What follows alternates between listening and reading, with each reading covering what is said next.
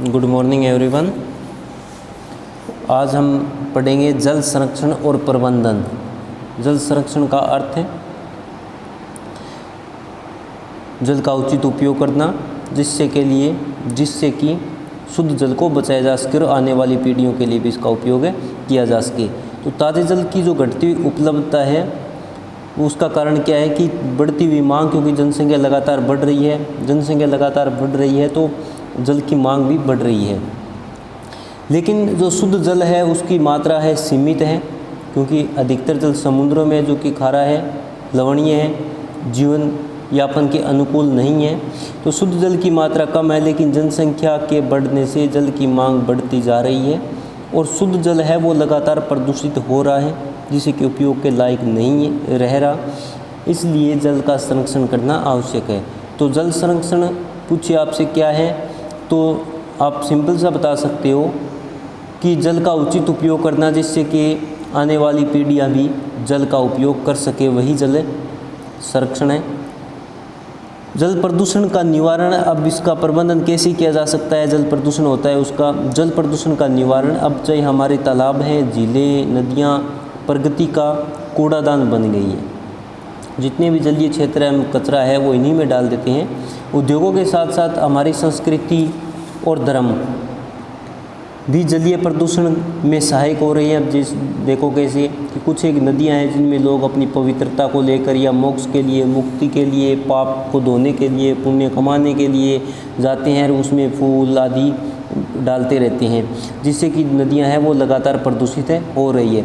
इसके अलावा नदियों के निकट जो बड़े बड़े उद्योग हैं, नदियों का जल उठाया जाता है, मशीनें ठंडी की जाती है और मशीनों के अंदर से गुजारकर वापस नदी में डाल दिया जाता है। तो मशीनों में जितने भी केमिकल है, रासायनिक तत्व है, वो नदियों में चले जाते हैं और नदियों का जल है प्रदूषित हो जाता है। इसी प्रकार खेतों में हम कीटनाशक डालते हैं, उर्वरक डालते हैं। जब वर्षा होती है तो खेतों का जल बहकर नालों के माध्यम से नदियों में जाता है। जो कीटनाशक था, उर्वरक था, वह भी बहकर जल के साथ नदियों में चला जाता है, झीलों में चला जाता है या तालाबों में जाता है, जिससे कि लगातार उनका पानी है वो प्रदूषित हो रहा है। अब इसके अलावा नदियों में जो प्रदूषण का मुख्य स्रोत है वो जैव और जीवाणुविक प्रदूषण भी है। दिल्ली और इटावा के बीच यमुना नदी, जो कि देश में सबसे अधिक प्रदूषित नदी है, दिल्ली से जो 17 प्रमुख नाले प्रतिदिन 5,15,000 किलोलीटर जल है वो यमुना में डाल देते हैं। इसी प्रकार ईदगाह बुचड़खाने जहाँ पशुओं का रक्त रोजाना है वो 13,000 लीटर डाला जाता है। अब आप सोच सकते हो कि एक नदी में 13,000 लीटर पशुओं का खून है या फिर 5,15,000 किलोलीटर सीवरेज का पानी है, जब एक नदी में डालते हैं तो नदी कितना प्रदूषित हो सकती है। कुछ एक नदियाँ भी बताई है जो कि प्रदूषित है, जैसे अहमदाबाद में साबरमती है, लखनऊ में गोमती है, मदुरई में काली, अड्यार, कुवम, वैगई, हैदराबाद में मूसी, कानपुर, वाराणसी में गंगा, ये बहुत अधिक ही प्रदूषित नदी है। और कानपुर में जो चमड़े का कारखाना है, 150 से ज़्यादा कारखाने गंगा नदी में प्रतिदिन 60 लाख लीटर जल मल प्रवाहित करते हैं। पशुओं को काटते हैं तो उनका खून है या फिर चमड़ा आदि जो टुकड़े होते हैं वो गंगा नदी में बहा दिए जाते हैं। आप सोच सकते हैं कितना अधिक जल प्रदूषित होगा।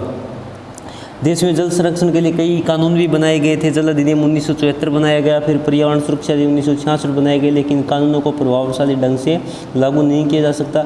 कानूनों को तभी लागू कर सकते हैं, सबसे पहले लोगों को जागरूक करना होगा। लोग ही कानूनों का पालन करेंगे। तो सरकार के द्वारा बनाए हुए कानून उनको सही ढंग से पालन नहीं किया गया, इसलिए नदियों में आज भी प्रदूषण बहुत अधिक है। आज जल के महत्व, उसके सीमित भंडार, उसके प्रदूषण से जो पैदा होने वाले खतरों के बारे में लोगों को जागरूक करना बहुत ज़रूरी हो गया। लोगों को बताना पड़ेगा कि शुद्ध जल या पीने के लायक जल है, पीने के उपयोग के लायक जल है वो बहुत कम है। समुद्रों का जल है वो खारा है, उसको हम पी नहीं सकते हैं, घरेलू उपयोग में नहीं ला सकते हैं, सिंचाई नहीं कर सकते हैं। जब तक लोग जागरूक नहीं होंगे तब तक जल को सुरक्षित नहीं किया जा सकता। उसके बाद में जल का पुनर्चक्रण या पुनः उपयोग है।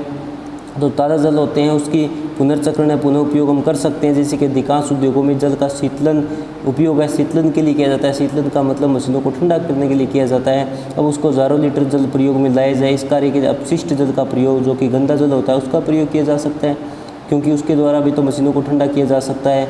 ऐसे ही अपशिष्ट जल का प्रयोग अग्निशमन के लिए किया जा सकता है। इसी तरह नगरीय क्षेत्रों में जो नहाने, बर्तन धोने और वाहनों को धोने के लिए प्रयुक्त जल है उसका बागवानी में उपयोग किया जा सकता है, जिससे कि शुद्ध जल को हम बचा सकते हैं, यानी कि जल का पुनर्चक्रण और पुनः उपयोग है, बार बार उपयोग किया जा सकता है। जल का न्याय संगत उपयोग, अब जितना हमें जल चाहिए उतना ही उसे उपयोग करना चाहिए।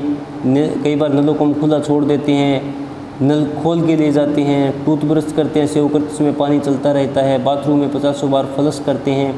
तो पेयजल से पीने के जल है उसे कार या स्कूटर धोते हैं, बगीचों की छिड़काव, हम यानी कि जो थोड़ा सा अशुद्ध जल होता है उससे भी तो हम बगीचों में छिड़काव कर सकते हैं, कारें धो सकते हैं, स्कूटर धो सकते हैं, लेकिन ऐसा नहीं करते तो जल का न्याय संगत उपयोग नहीं कर रहे हैं। और अगर ऐसे ही रहा तो हमें बूंद बूंद के लिए तरसना पड़ेगा।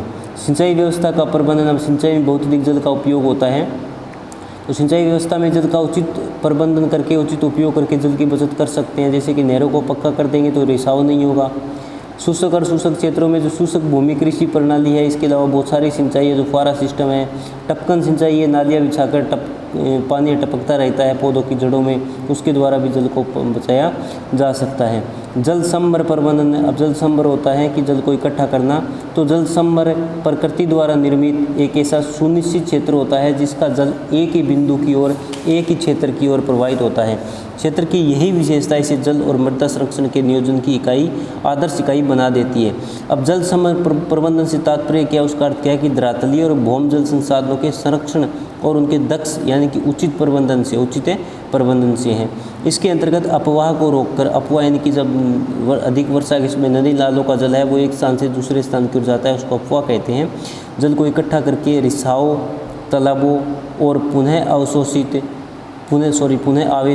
आवेशित जैसे तरीके अपनाकर भौमजल का पुनर्भरण करना शामिल है। अब कैसे होगा देखो, जैसे कोई इस क्षेत्र में अधिक वर्षा हो गई तो यहाँ से पानी बहकर नदी की तरफ जा रहा है, तो हम क्या करेंगे कि यहाँ पर एक तालाब बना देते हैं या एक टांका या कुंड जिसको बोल सकते, उसमें हम पानी को इकट्ठा कर लेते हैं। तो क्या होगा, एक तो पानी इसमें वर्षा का पानी यहाँ चला जाएगा तो यहाँ पर मिट्टी का अपरदन नहीं होगा।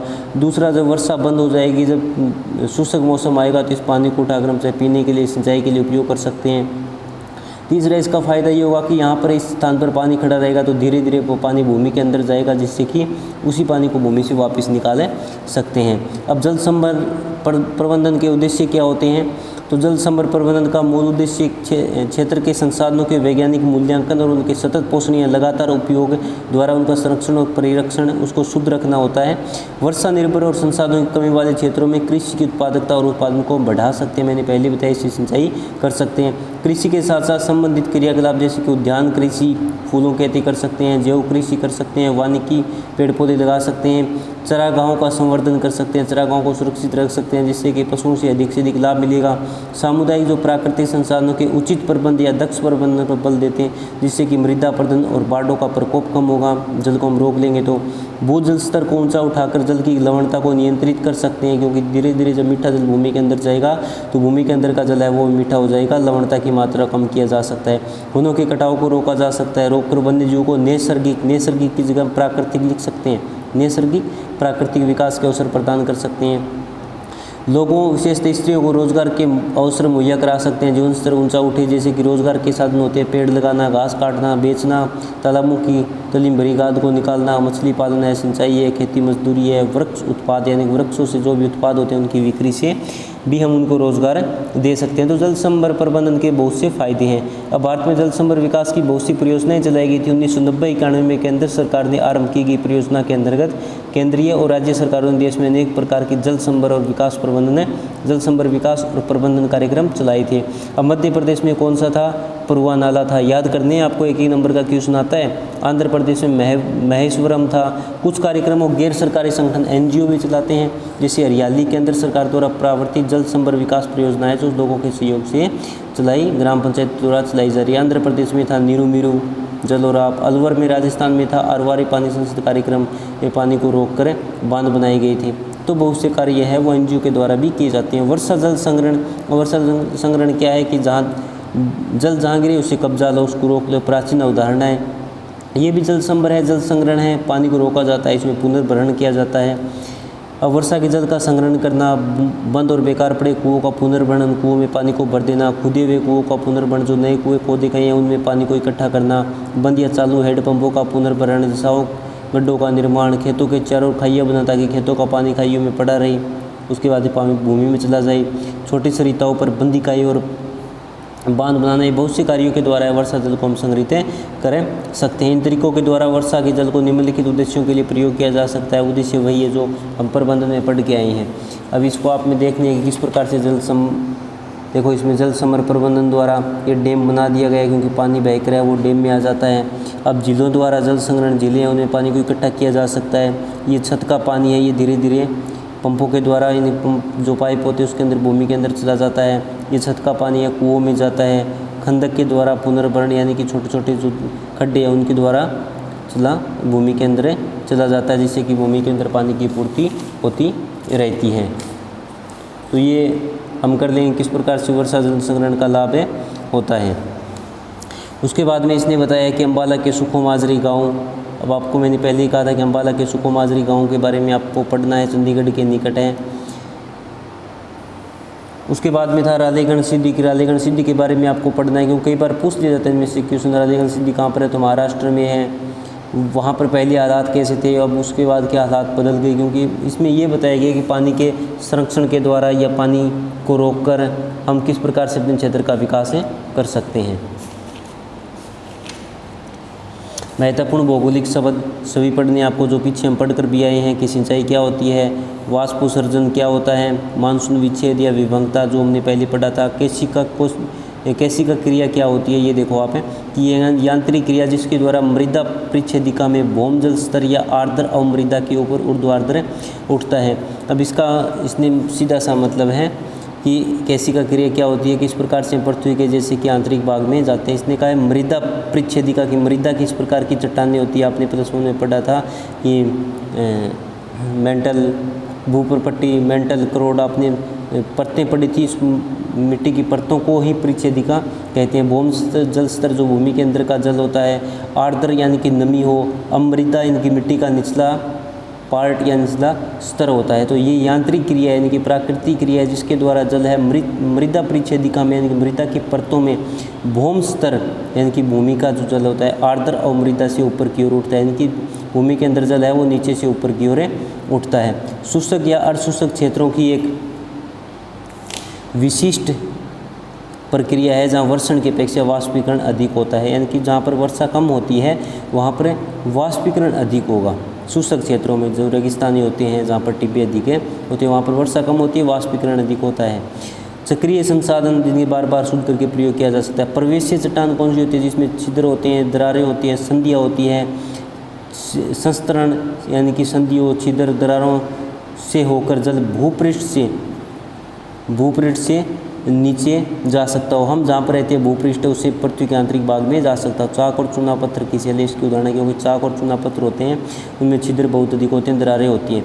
लेगून इसको अनूप भी कहते हैं। ये खारे जल का क्षेत्र होता है जो सागर तट पर निम्न रेत के किनारों द्वारा सागर से अलग हुआ होता है। इसके अतिरिक्त अटोल से घिरा झील के समान क्षेत्र भी लेगून कहलाता है। अब ये आपको बता देता हूँ कि इसमें जैसे ये है भारत का मैप, अब ये उड़ीसा है, तो यहाँ पर क्या होता है कि लगातार समुद्र की चट्टानें, समुद्र का पानी है वो लगातार यहाँ टकराता रहता है, तो यहाँ से इस प्रकार से चट्टानों का अपरदन कर देता है। तो 3 और स्थल हो गया, यहाँ स्थल है, यहाँ स्थल है, यहाँ स्थल है, तो यहाँ पर ये जल हो गया, इसका नाम चिल्का झील है यहाँ पर उड़ीसा में। तो यहाँ पर क्या हो गया, जल हो गया, सॉरी ये यहाँ पर ये पश्चिम बंगाल था यहाँ पर। अब ये झील कैसे बनी, अब लगातार यहाँ पर चट्टानों का अपरदन हो रहा है तो यहाँ की मिट्टी है वो समुद्र में बह गई।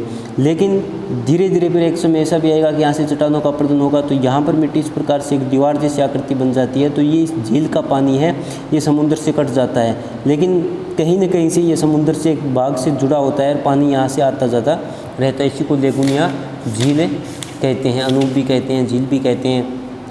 उसके बाद में पसच जल होता है, किसी नदी से संलग्न व स्थिर जल क्षेत्र जो नदी की धारा से प्रवाहित नहीं होता या उसमें गति कम होती है।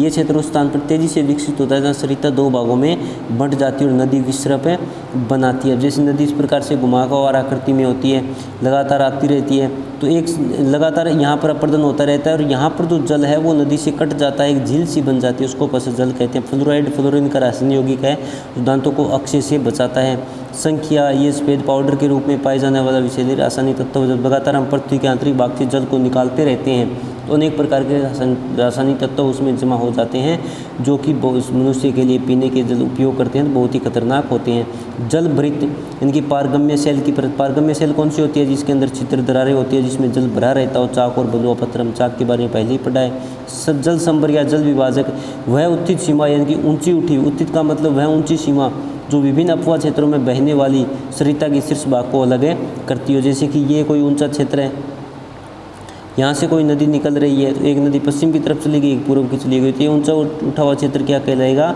जल विभाजक कहलाएगा। तो ये हमें सभी अच्छे से याद करते हैं। उसके बाद में कल क्वेश्चन करेंगे, सारे क्वेश्चन में मल्टीपल चॉइस है या फिर उसके बाद में वस्तुनिष्ठ है, अति लघु है, लघु है, दीर्घ है, सभी के सभी क्वेश्चन हमें चैप्टर में मिल जाएंगे और हमें चैप्टर से याद करने हैं। अगर फिर भी किसी प्रकार की कोई प्रॉब्लम हो तो आप पूछ सकते हो। डेली का आपको जो भी होमवर्क मिलता है वो होमवर्क करिए, लिखने का मिलता है तो सेंड करिए, लर्न कीजिए, क्योंकि आपके एग्ज़ाम होंगे और रिवीजन आपकी मुश्किल हो जाएगी, क्योंकि सिलेबस शायद ही आपका जल्दी से पूरा तो हो जाएगा, लेकिन शायद जल्दी से आपका पूरा हो। तो उम्मीद है कि आपको जो भी होमवर्क मिलता है आप कर रही हैं। धन्यवाद।